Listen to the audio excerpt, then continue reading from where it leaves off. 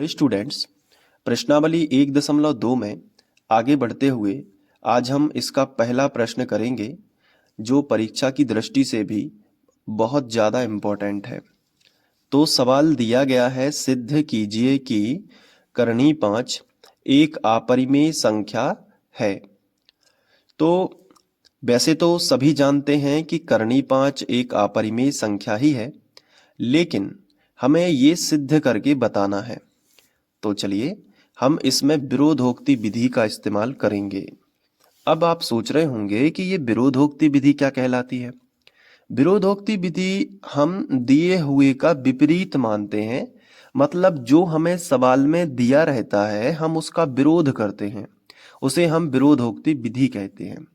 तो हेडिंग डालते हैं विरोधोक्ति विधि से, और अच्छे से नोट करते जाना। एक नोटबुक कॉपी बना लेना है जैसा कि मैंने आपको बताया, तो आपके नोट्स भी बनते जाएंगे और आपको समझ में भी आता जाएगा। तो विरोधोक्ति विधि में जो हमें दिया गया है, जैसे हमें दिया गया है कि करनी 5 एक अपरिमेय संख्या है, तो हम इसका उल्टा मान लेते हैं और हम लिखेंगे माना करनी 5 एक परिमेय संख्या है।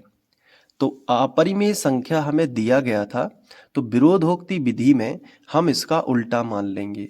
ये होता है पहला स्टेप। बताओ यहाँ तक बन जाएगा ना, कोई दिक्कत तो नहीं होगी कि माना करनी 5 एक परिमेय संख्या है। अब करनी 5 एक परिमेय संख्या है, तो सिंपल सी बात है, परिमेय संख्या क्या कहलाती हैं? ऐसी संख्याएं जो p/q के रूप में लिखी जाती हैं। तो करनी 5 को हम p/q के रूप में लिख सकते हैं। तो करनी 5 p/q के बराबर हो जाएगा। बहुत आसानी से समझिए कि जब हम करनी 5 को परिमेय संख्या मान रहे हैं तो करनी 5 को हम परिमेय संख्या के बराबर लिख सकते हैं। और यहाँ पे जो p और q है इसका परिचय दे देते हैं। तो आप एग्जाम में एक ब्रैकेट बनाओगे और यहाँ पे आप लिखोगे कि p और q सह अभाज्य पूर्णांक हैं, इस तरीके से। और नीचे लिखोगे और q बराबर नहीं है 0, तो ये आप लिखोगे। अब ये जो ब्रैकेट में लिखा है इसको थोड़ा सा आपको समझना है। तो जो p और q हैं जो परिमेय संख्या में लिखे रहते हैं वो सह अभाज्य पूर्णांक होते हैं, तभी वो हम कह सकते हैं कि वो संख्या परिमेय संख्या है। जैसे अगर यहां पे लिखा है, जैसे यहां पे लिखा है कि 3/7, ठीक है, या फिर लिखा है मान लीजिए 5/3, तो ये दोनों क्या है? ये दोनों परिमेय संख्या है, क्योंकि ये बटे के रूप में लिखी हैं। ये p/q के रूप में है, अंश बटे हर के रूप में है, तो ये क्या है? परिमेय संख्याएं हैं। जहां ऊपर वाली जो संख्या होती है जो बटे के ऊपर लिखी रहती है इसे अंश कहते हैं, या हम इसे p मान लेते हैं। ऊपर वाली संख्या p है और जो नीचे वाली संख्या है इसे हम q मानते हैं। इतना समझ आ गया? तो यहाँ पे भी जो ऊपर वाली संख्या है इसे हम p मान लेंगे और जो नीचे वाली संख्या है इसे हम q मान लेंगे। कोई दिक्कत? कोई दिक्कत नहीं। अब यहाँ पे जो p का मान है और जो q का मान है दोनों सह अभाज्य पूर्णांक हैं। सह अभाज्य पूर्णांक का मतलब होता है कि दोनों का जो HCF है वो 1 आता है। मतलब अगर मैं आपसे कहूं कि 3 के गुणनखंड निकालिए, तो आप 3 के गुणनखंड जो है वो क्या निकालोगे? 3 ही निकालोगे। और जो 7 है, अगर मैं आपसे कहूं कि 7 का गुणनखंड निकालिए, तो 7 तो अभाज्य संख्या है तो वो टूटेगी नहीं, तो 7 का गुणनखंड 7 ही आएगा। इसी तरीके से अगर मैं कहूं कि 5 का गुणनखंड निकालिए, तो आप 5 का गुणनखंड नहीं निकाल पाएंगे क्योंकि 5 एक अभाज्य संख्या है। अगर मैं कहूं कि 3 का गुणनखंड निकालिए तो आप नहीं निकाल पाओगे। यानी कि 5 का गुणनखंड 5 ही आएगा और 3 का गुणनखंड 3 ही आएगा। इसका मतलब ये हुआ, ये जो p/q के रूप में हम परिमेय संख्या लिखते हैं, वो परिमेय संख्याओं में जो p और q होते हैं उनका जो गुणनखंड है वो संख्या स्वयं ही होती है और कोई दूसरी संख्या नहीं होती। यहाँ पे भी आप देख सकते हैं कि जो 7 लिखा है उसका गुणनखंड वो संख्या स्वयं है और कोई दूसरी संख्या नहीं होती है। इसका मतलब है कि अगर हम इनका HCF निकालें, अगर मैं आपसे कहूं कि चलो 3 और 7 का HCF क्या होगा जबकि गुणनखंड ये हैं, तो आप कहोगे सर HCF निकालने के लिए तो हमने पढ़ा है कि अगर हमें HCF निकालना है 3 और 7 का, तो ऐसा गुणनखंड जो दोनों में हो। लेकिन यहाँ पे 3 यहाँ है तो नीचे नहीं है, और 7 यहाँ नीचे है तो ऊपर नहीं है, तो इन दोनों में तो गुणनखंड कुछ भी नहीं कॉमन है। तो हम कहेंगे कि आप इसको 3 गुणित 1 लिख सकते हो ना 3 को, और 7 को 7 गुणित 1 लिख सकते हो, बिल्कुल। तो जहां कोई उभयनिष्ठ गुणनखंड नहीं निकलता है, तो मैंने आपको 17, 29 और शायद 23 था, इस वाले सवाल में सिखाया था कि जब गुणनखंड कोई उभयनिष्ठ ना हो तो एक हम गुणात यहाँ पे एक गुणित कर सकते हो, यहाँ भी एक गुणित कर सकते हैं, तो उभयनिष्ठ गुणनखंड एक आ सकता है। कितना आ सकता है? एक। तो HCF कितना आएगा? 1। मतलब जिन संख्याओं के गुणनखंड नहीं होते हैं, जिन संख्याओं के गुणनखंड नहीं होते हैं, संख्या स्वयं के अलावा एक्स्ट्रा कोई दूसरे, उनका HCF 1 आता है। और ऐसी संख्या जिनका HCF 1 आता है उन्हें सह अभाज्य पूर्णांक कहते हैं। मतलब P और Q दोनों के खुद के अलावा कोई दूसरे गुणनखंड नहीं है। P और Q कह रहे हैं कि मेरा कोई गुणनखंड नहीं है, P कह रहा है कि मेरा कोई गुणनखंड नहीं है, Q कह रहा है कि मेरा कोई गुणनखंड नहीं है, इसलिए तो वो परिमेय संख्या है। तो इस बात को याद रखना कि ना P का कोई गुणनखंड है ना Q का कोई गुणनखंड है, क्योंकि दोनों का HCF 1 आएगा। और परिमेय संख्या भी इसी को कहते हैं, जिनमें P और Q क्या होते हैं? सह अभाज्य पूर्णांक, यानी कि इनका कोई गुणनखंड नहीं होता। अगर सवाल में अगर P का कोई गुणनखंड निकल आया या Q का कोई गुणनखंड निकल आया, इसका मतलब P और Q झूठ बोल रहे हैं। समझ में आया कि नहीं? अभी पूरा सवाल समझ में आएगा, बस ध्यान से देखते रहो। अभी मैंने केवल यही समझाया कि P और Q सह अभाज्य पूर्णांक होते हैं किसी भी परिमेय संख्या में, और सह अभाज्य पूर्णांक का मतलब आप समझ गए होंगे कि इन दोनों का HCF क्या है? 1 है। इसका मतलब भी आप समझ गए होंगे कि ना तो P का खुद के अलावा कोई गुणनखंड है, ना Q का खुद के अलावा कोई गुणनखंड है। जैसे मैंने आपके सामने एक संख्या लिखी 12, बहुत ध्यान से समझना। तो 12 का खुद के अलावा गुणनखंड क्या होते हैं? जैसे 12 को अगर हम तोड़ेंगे तो 2 दूनी 4, 4 तिया 12। तो 12 के देखो इतने सारे गुणनखंड निकल आए कि नहीं? 1 2 3 है। लेकिन अगर मैंने कहा चलो 17 के गुणनखंड निकालो, तो आप कहोगे सर 17 का तो 17 ही होता है। तो 17 का स्वयं के अलावा कोई दूसरा गुणनखंड नहीं है। अगर मैंने कहा 29 का गुणनखंड निकालो, तो आप कहोगे सर 29 के गुणनखंड क्या निकाल दें? 29 ही रहता है, ये टूटता ही नहीं है, इसको कहीं से भी भाग नहीं दिया जा सकता। 29 अभाज्य संख्या है, तो 29 का संख्या स्वयं 29 के अलावा कोई दूसरा गुणनखंड नहीं है। इसलिए ये दोनों क्या है? सहअभाज्य पूर्णांक है, क्योंकि दोनों का HCF 1 आने वाला है, क्योंकि इसके गुणित में भी हम 1 लिख सकते हैं, इसके गुणित में भी 1 लिख सकते हैं। तो HCF कितना आएगा? HCF 1 आएगा। तो अब मायने समझ में आई इस ब्रैकेट के? बहुत डीपली अगर समझोगे तो ही ऐसे सवालों को कर सकते हो। रटने में तो सभी बच्चे रट रहे हैं, आप इसको समझो, क्योंकि आपका अगर टीचर आपसे क्लास में पूछता है कि सहअभाज्य पूर्णांक का मतलब क्या है, तो बेटा आप उसको बता सको। तो अभी तक हमने ये जाना कि P और Q, ना P का कोई गुणनखंड है ना Q का कोई गुणनखंड है। चलिए आगे अब नया स्टेप आगे बढ़ाते हैं। अब हम इसके बटे कुछ नहीं है तो 1 कर सकते हैं, या ना भी करो, त्रियक गुणा कर दो। Q का करणी 5 में गुणा होगा तो क्या होगा? Q करणी 5 होगा कि नहीं बताओ? Q का करणी 5 में होगा तो क्या होगा? Q करणी 5, और बराबर लगा है तो बराबर लगा दो, और P लिखा है तो P लिख दो। अब हम क्या करेंगे? यहां पे दोनों पक्षों का वर्ग करेंगे ताकि ये करणी को हम हटा सकें। तो हम हेडिंग डालेंगे दोनों पक्षों का वर्ग करने पर। ये हेडिंग आप डाल दोगे ना? ठीक है, यहां तक बन जाएगा पूरा सवाल। कुछ नहीं करना है, मान लेना है परिमेय संख्या है P बटे Q, फिर त्रियक गुणा कर देना है, दोनों पक्षों का वर्ग करना है। तो चलिए कर देते हैं। तो इस पे भी वर्ग लगा देते हैं, Q करणी 5 पे भी हम वर्ग लगा देते हैं, और यहाँ पे हम P पे भी क्या लगा देते हैं? वर्ग लगा देते हैं। अब वर्ग का मतलब Q का वर्ग हो जाएगा तो Q वर्ग हो जाएगा, और करणी 5 का वर्ग हो जाएगा तो 5 बाहर आ जाएगा। याद रखना इस चीज को, और P स्क्वायर यहाँ पे रहेगा। मतलब अगर कोई करणी में संख्या है और उसके ऊपर वर्ग लगा है, तो हम उसको ऐसा लिख सकते हैं करणी 5 गुणित करणी 5, क्योंकि उस पर वर्ग लगा है ना। तो करनी 5 का करनी 5 में होगा तो 5 बाहर आ जाएगा, करनी 3 का करनी 3 में होगा तो 3 बाहर आ जाएगा, अगर करनी 7 का करनी 7 में होगा तो 7 बाहर आ जाएगा। ये याद रखो। क्यों आता है बाहर, रीजन समझो।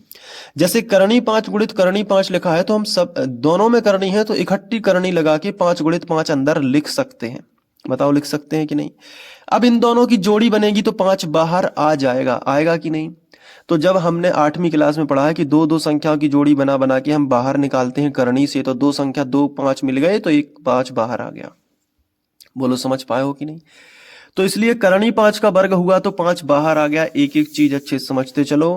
अब हम संख्या को आगे लिख सकते हैं, तो हमने 5 आगे लिख दिया और क्यू वर्ग को हमने पीछे लिख दिया, तो क्यू वर्ग और बराबर क्या हो गया, पी स्क्वायर। गुणा तो माना ही जाता है इन दोनों के बीच में। इस इक्वेशन को बड़े ध्यान से देखो। पी वर्ग के सामने क्या मिल रहा है, 5। बहुत ध्यान से समझना है। पी वर्ग के सामने क्या मिल रहा है, 5। इसका मतलब है कि पी वर्ग का एक गुणनखंड क्या है, 5 है। कैसे कह सकते हैं, जैसे मैंने आपसे कहा कि 12 के गुणनखंड निकालो, तो 12 के गुणनखंड के सामने अगर 2 गुणित 2 गुणित 3 लिखा है, तो 12 के सामने अगर 2 लिखा है तो हम कहते हैं कि 12 का एक गुणनखंड क्या होगा, 2 होगा। इसी तरीके से पी वर्ग के सामने क्या लिखा है, 5, तो पी वर्ग का एक गुणनखंड क्या है भाई साहब, 5 है। तो यहां पे हम लिखेंगे कि पी वर्ग का एक गुणनखंड क्या है, 5 है। और जब पी वर्ग का एक गुणनखंड 5 है तो गणित कहती है कि अगर किसी संख्या का वर्ग, अगर किसी संख्या का गुणनखंड, किसी संख्या के वर्ग का गुणनखंड अगर कोई चीज है तो वो संख्या का भी गुणनखंड होगी। मतलब यदि पी वर्ग का एक गुणनखंड 5 है तो वह पी का भी एक गुणनखंड होगी। तो हमने यहां पे लिखा, तो पी का भी एक गुणनखंड क्या होगा, 5 होगा। तो यहां पे पी पकड़ा गया।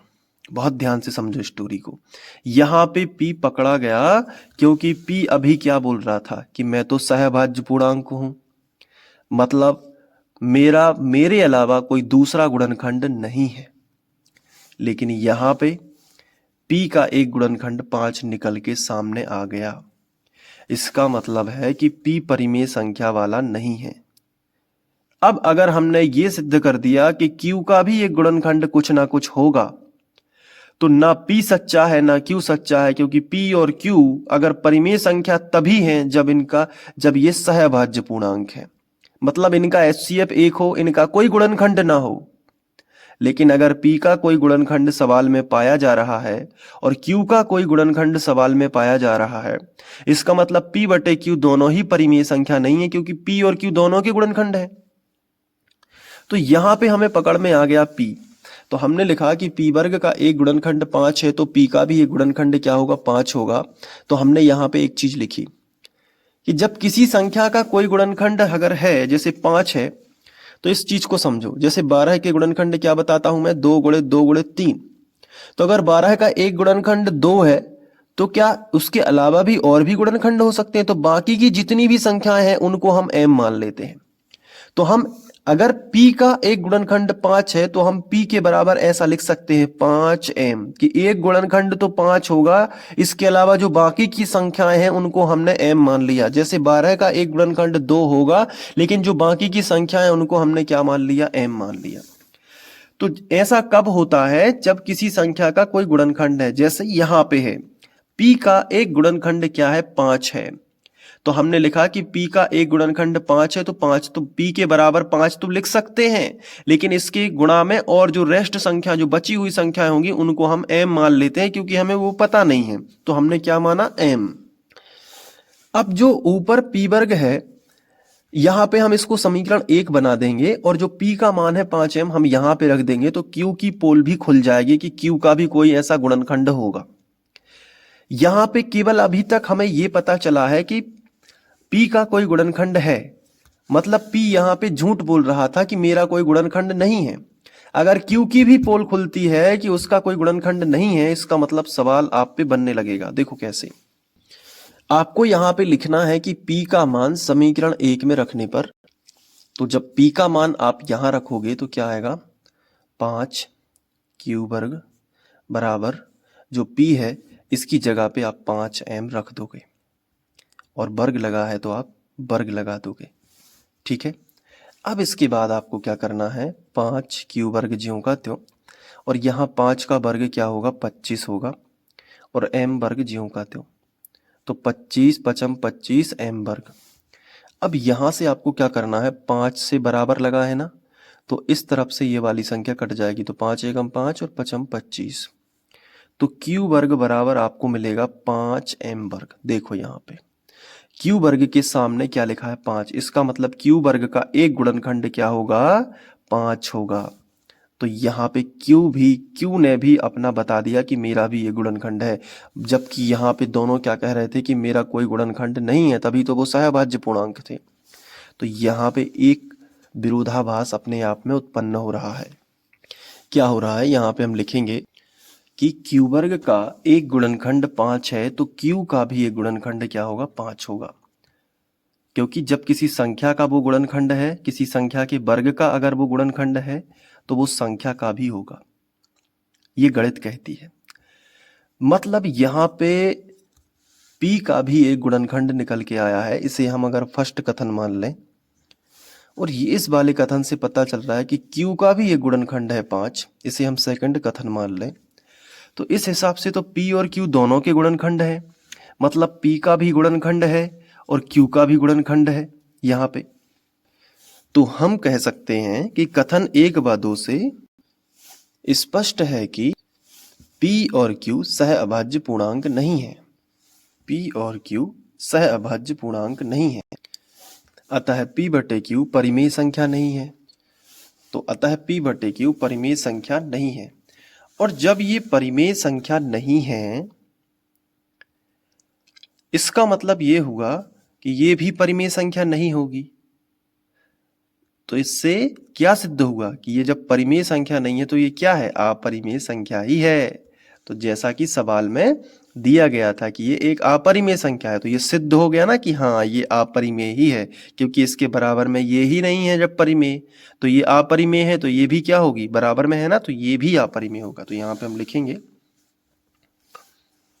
अतः